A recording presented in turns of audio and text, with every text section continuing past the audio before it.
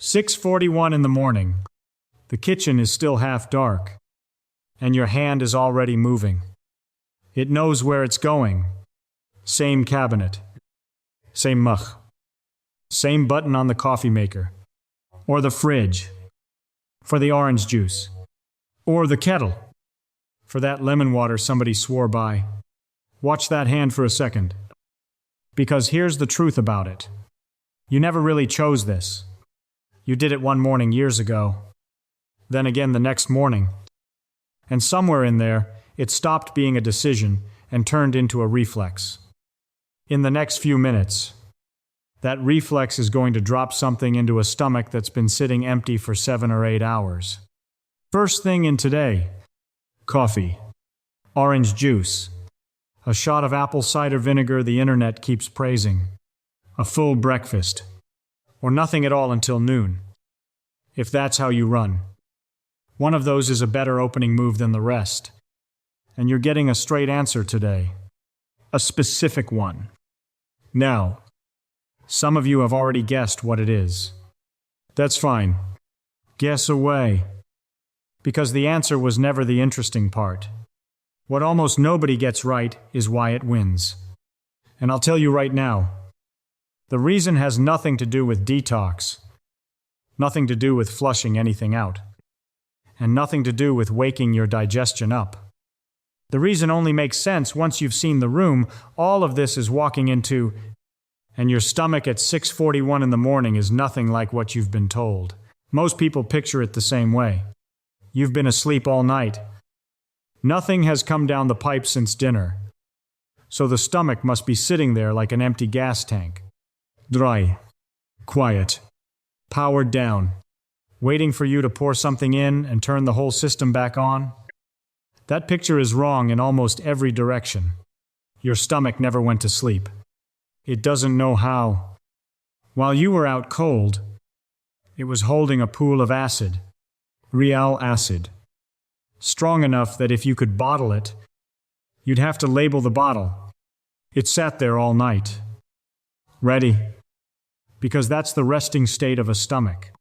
It does not wait around for food to show up before it gets serious. The acid is the welcome mat.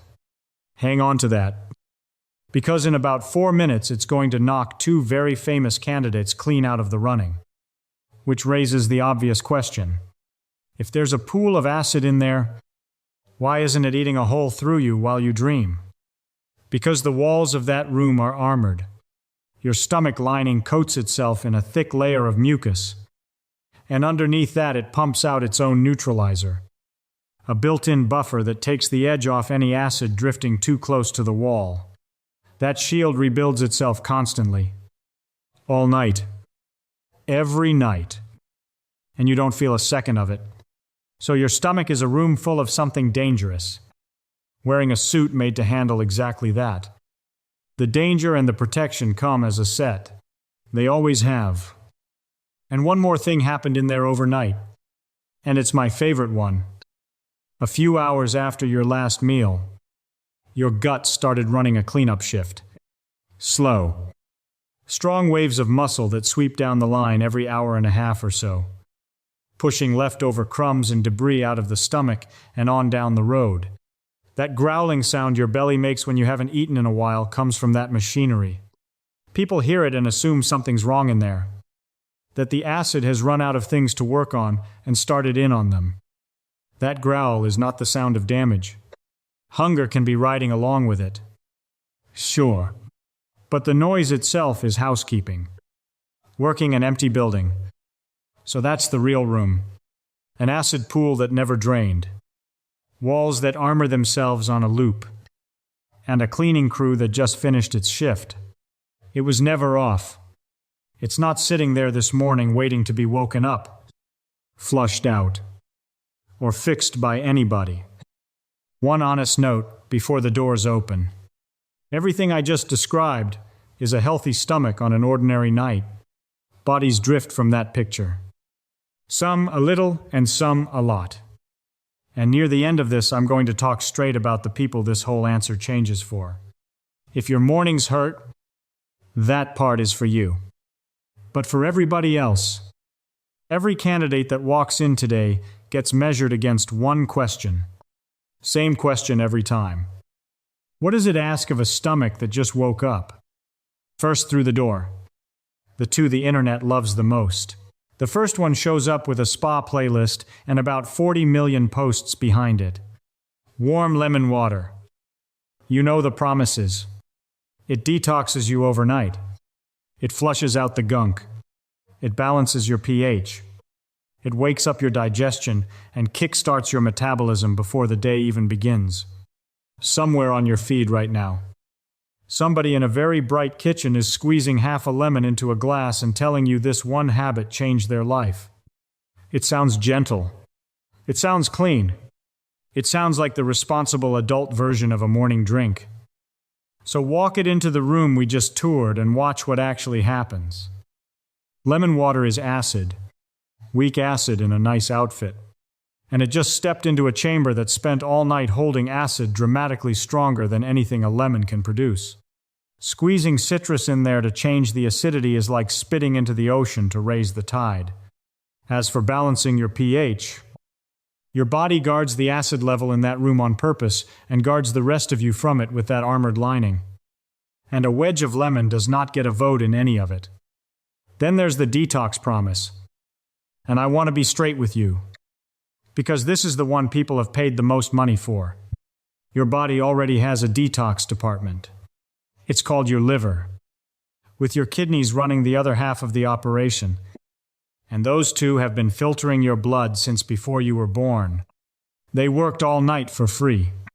There's no gunk sitting in your stomach this morning waiting on lemon water to rinse it loose. You met the overnight cleanup crew already. The sweeping was done hours ago. The lemon showed up after the janitors went home. Some fairness.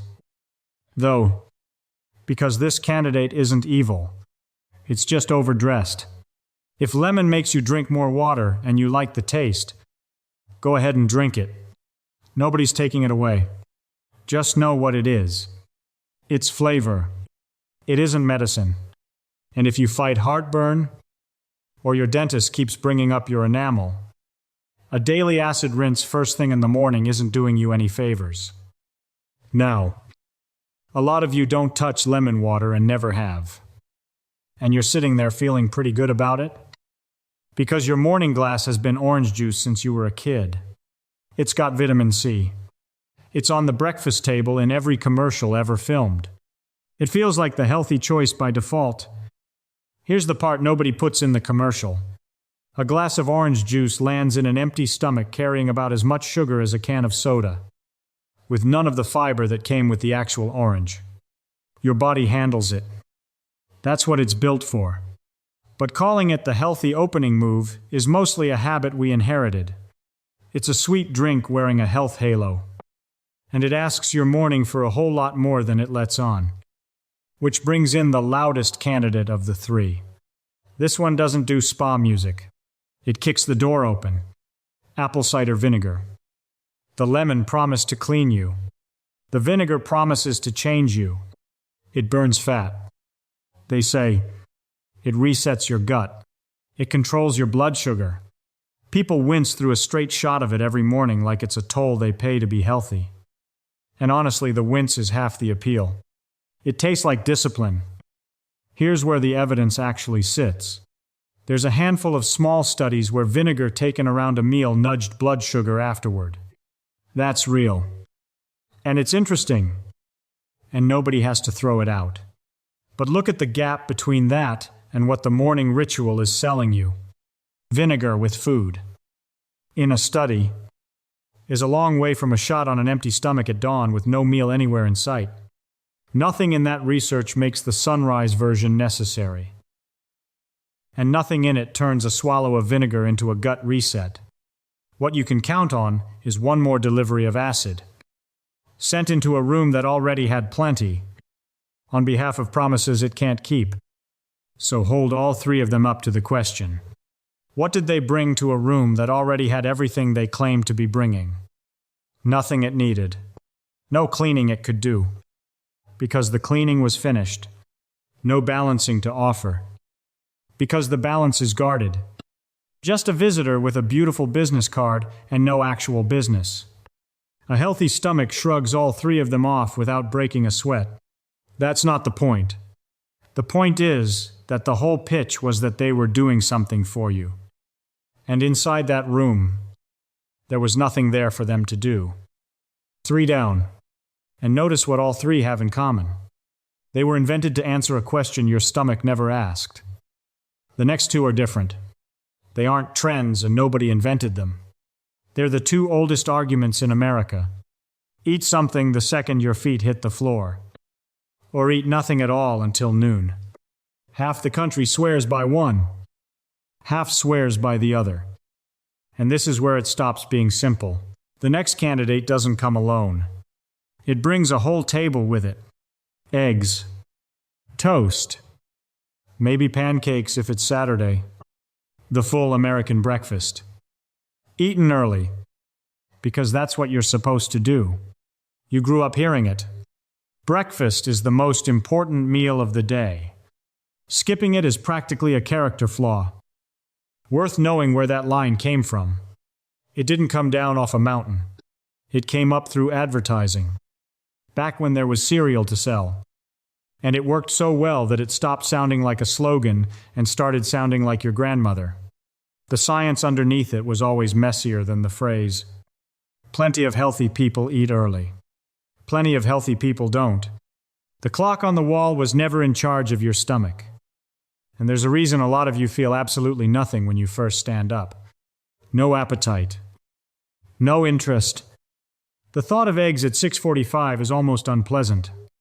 That's not a malfunction. Your body spent the last hour before you woke up getting itself ready to be awake, running its own wake-up chemistry on its own schedule. And plenty of people come out of that with hunger still asleep in the back seat. When it shows up varies a lot from one person to the next.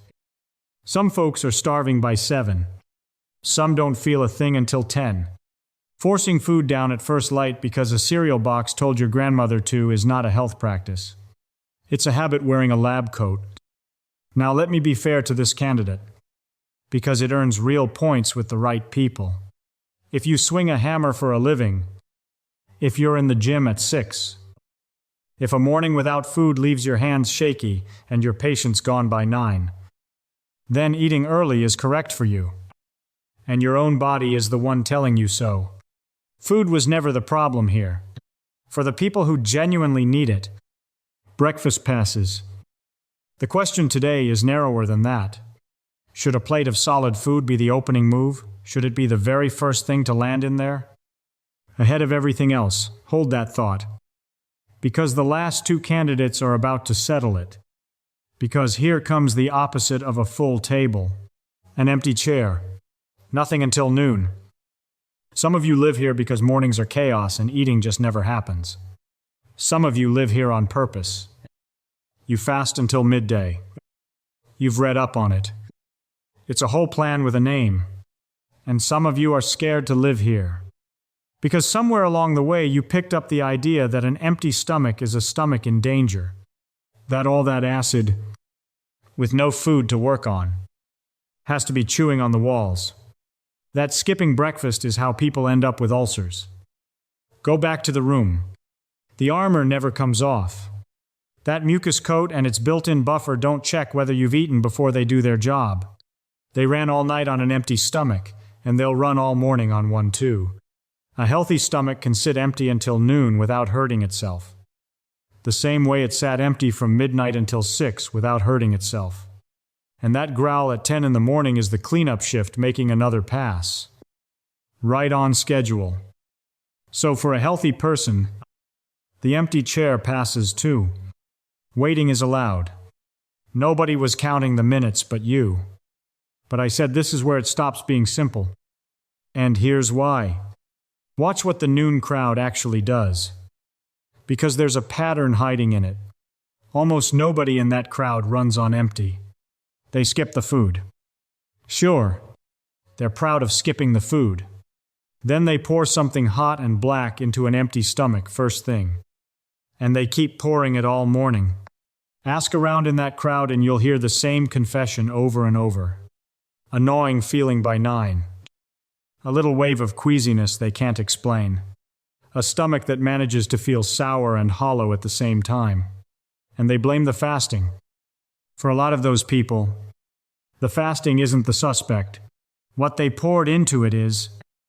Which brings us, finally, to the candidate you've been waiting for. The famous one. There's a decent chance it's within arm's reach of you right now. Coffee walks in, and half of you just tensed up. So let me say the important part first. This is the point in the video where you're bracing for me to tell you to quit coffee. I'm not going to. Nobody is taking your coffee. What we're going to do is look honestly at what it asks of an empty stomach.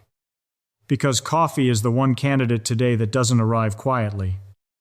Everything else that came through the door mostly just showed up. Coffee shows up with demands. The caffeine is the famous one. But that's mostly a message aimed at your brain and your bloodstream. Down in the stomach. Coffee does something more direct. It signals for more acid. The way a meal would. Production leans in. The system gets ready for work that never comes. Because no meal arrives. Just liquid. Moving through. Leaving a stirred-up room behind it. For some of you it carries further down the line too. And you know exactly who you are. The people whose morning cup shows up with a very punctual escort to the bathroom. That's coffee talking to the muscles of your gut. And on an empty system. Every word of it lands at full volume with nothing else in there to talk over it. Here's the honest twist. And it's the part the wellness internet keeps getting wrong in the other direction. For most healthy people, that full volume signal is fine. Uncomfortable for some. Sure. Dangerous. No. Your stomach handles the extra acid the same way it handles its own. With the armor it's been wearing all night. And the scary story you've heard. That coffee on an empty stomach burns holes in you. That it gives you ulcers. Doesn't hold up. Ulcers overwhelmingly trace back to two things. A stubborn little bacteria called H. pylori, and long-term heavy use of painkillers like ibuprofen and aspirin. Those are the wrecking crews. Your black coffee at 6 in the morning is not on the list. Millions of people drink it on an empty stomach every day of their lives, and their stomachs are perfectly fine. But not every morning looks like that. And this is where the real line runs. If you deal with reflux, with heartburn, with that burning creep up the chest, coffee, first thing on an empty stomach, is a common trigger. Not for everyone. And the research isn't unanimous about it. Which is exactly the point. Same cup. Same kitchen. Two completely different mornings depending on whose body it lands in. And that 9 in the morning queasiness from the fasting crowd in the last chapter. For a lot of those folks, this is the overlooked answer. It wasn't the empty stomach. It was the strongest, most demanding thing they drink all day. Sent in alone. Hour after hour. First thing. So put coffee up against the question. What does it ask of a stomach that just woke up? More than anything else that walked in today, more signal, more acid, more motion, all of it at full strength. A healthy stomach can pay that bill and pays it every morning without complaint. But the question in the title was never whether coffee is good or bad. It's whether the most demanding drink in your kitchen should go first. Into an empty room, before anything else has touched it. And while you sit with that, notice how quiet it got in here. Every loud candidate has now had its turn. The lemon water with its spa music, the orange juice with its halo, the vinegar with its wince, the big breakfast with its slogan, and the empty chair with its pride, and coffee, the one everybody actually cares about. All measured. All done. There's one candidate left. It's been sitting at the end of the bench this whole time. Saying nothing. A glass of plain water. No influencer sells it. No brand fights over it. It has no slogan. No ritual. No promise printed on the side. And it's so ordinary, most people forgot it was even in the running. So bring it into the room and ask it the same thing we asked everybody else. What does it ask of a stomach that just woke up? Almost nothing. It brings no acid to a room that already has plenty. No sugar. No caffeine. No signal telling anything in there to speed up, brace, or produce. It doesn't hand your stomach a single job. And it happens to deliver the one thing you're actually running a little short on this morning. Because you went 7 or 8 hours without a sip while you breathed moisture out into the dark all night long. Some of you wake up shorter on fluid than others, depending on the night you had. But you all lost some, and none of you replaced it while you were asleep.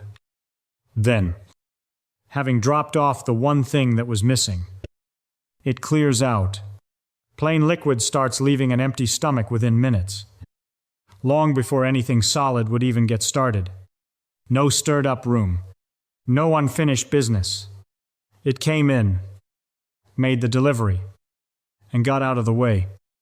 Water doesn't win because it heals your stomach. It wins because it asks the least of it. That's the answer to the title. And I want to keep it exactly that small. Because this is the moment where every other video starts decorating. They'll tell you it has to be warm. It doesn't. They'll tell you 16 ounces. Or 32. And there's no such rule. They'll tell you to wait exactly 30 minutes before your coffee. And there is no such clock. All of that is ritual. Invented after the fact.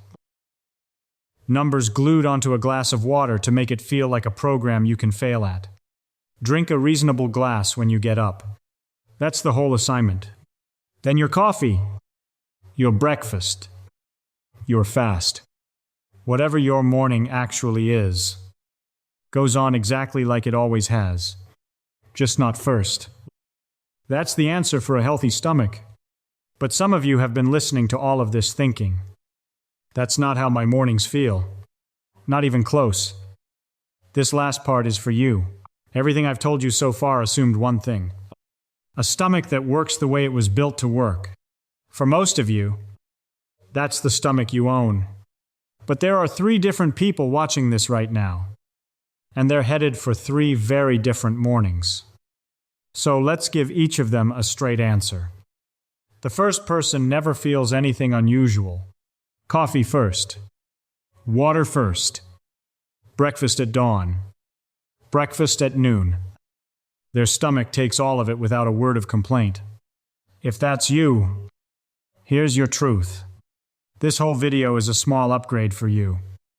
Not a rescue. Water first is still the cleaner opening move. It costs you nothing and asks nothing of you.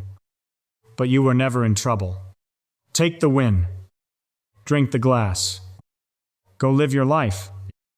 The second person knew exactly what I meant back in the coffee chapter. The burn behind the breastbone. The sour creep up the throat when you bend over to tie your shoes. If reflux is part of your mornings, the order actually matters for you, in a way it doesn't for the first person. A lot of people in your situation find that water first. And something small in the stomach before the coffee. Takes the edge off the whole morning. Some don't notice a difference at all. That's not a contradiction. That's how reflux works. And it's why the trigger lists you find online never quite match your life. Pay attention to your own patterns instead. But do that with one condition. If chest pain is severe, or it keeps coming back, don't file it under heartburn and move on. Chest symptoms have more than one cause, and some of them are not your stomach. That's a conversation for a doctor, not a morning routine. The third person is the one I most need to talk to. If your mornings hurt, not once in a while but regularly, if you wake up nauseous more days than not, if there's real pain up under your ribs, if you're bloated before you've eaten a thing, hear this clearly. Your problem was never about which drink goes first. And no glass of water is allowed to paper over it. Pain that keeps showing up is your body filing a report. And reports like that go to a doctor. It might be reflux that needs actual treatment.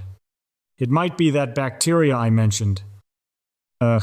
pylori, which is common, testable, and treatable. It might be the painkillers you've been leaning on for your back. Every one of those deserves a real exam instead of a ritual. And if you ever vomit blood or something that looks like coffee grounds, if your stools turn black, if food starts sticking on the way down, if weight is coming off you without trying, that isn't a morning routine question at all. That's today. And that's a phone call. A morning hack that quiets a symptom without answering it isn't wellness. It's a snooze button on a smoke alarm. Now let's put the whole morning back together. Because after all those candidates, look how little you actually have to do. You wake up. Sometime in the first few minutes, whenever you make it to the kitchen, you drink a glass of water, not warm on purpose, not cold on purpose, not measured, not timed, just water, because you're a little short on it, and because it's the one thing in your kitchen that asks nothing of the room it lands in. And then you're done with the rules, because there aren't any more. Coffee when you want it, breakfast if you're hungry, later if you're not. Earlier, if your body runs better that way. The fast, if that's your thing, goes on exactly as before. Nothing about your morning got banned today. One thing moved up in line, and that's the whole change. So go back to that kitchen from the beginning. 6:41, still half dark, and the coffee maker is already warming up, because it survived this entire video without a scratch. The only thing different in that room is small enough to miss. There's a glass of water sitting next to the machine. And the hand, the one that's been running on autopilot for years, picks that up first, takes a minute, drinks it. The coffee's still there, still hot, still yours. The first thing your stomach should receive isn't the drink with the longest list of promises. It's the one that was never trying to sell you anything.